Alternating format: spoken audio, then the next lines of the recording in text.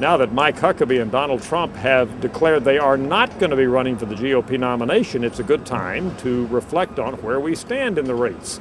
One way to look at this is to look at the name ID of potential candidates, which is very important at this juncture in the race. And we have 3 candidates now left with 80% plus name ID once we take Huckabee and Trump out of the picture. They are Sarah Palin, Newt Gingrich, and Mitt Romney. None of these generates a lot of positive intensity. Let me show you a comparison here. Just before he got out of the race, Mike Huckabee had a positive intensity score of 25, the highest of any candidate we measured. Sarah Palin comes in at 16, 9 points lower, and then Romney and Gingrich are below that. So none of these well-known candidates are generating anywhere near the positive enthusiasm among those who know them, as was the case for the now departed Mike Huckabee.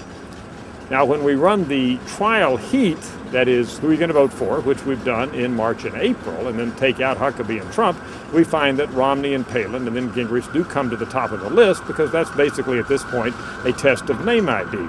But again, even though they may be leading, Romney nor Palin really generate a lot of enthusiasm among Republicans at this point. Now, there's a second tier of candidates that have between 50 and 80% name ID. Those are Ron Paul, congressman from Texas, and Congresswoman from Minnesota, Michelle Bachmann. Paul and Bachmann come in 4th and 5th in our trial heat, as we would expect, again, because this reflects name ID. But of the two, it's Michelle Bachmann that really stands out in the data because she continues to have intensely positive support from those people who know her. Her name ID is only 58%, but she has a positive intensity score of above 20, which by our way of calculating it here at Gallup means that people who know her really like her, more so than is the case for the better-known candidates I've just been discussing. Now we have 6 other candidates left over, including people like Mitch Daniels and Tim Pawlenty that some observers look at as possible contenders, but none of these at the moment are doing anything exceptional in terms of their positive intensity. The one name I would highlight here, however, is Herman Cain, businessman from Georgia, only known by 29% of Republicans, but his positive intensity score is the highest of anybody we looked at.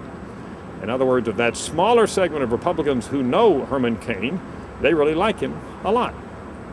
Bottom line at this point, with Huckabee and Trump out of the race, no front runner as far as we can tell here at Gallup for the GOP nomination at this point. I'm Dr. Frank Newport, Gallup's editor-in-chief.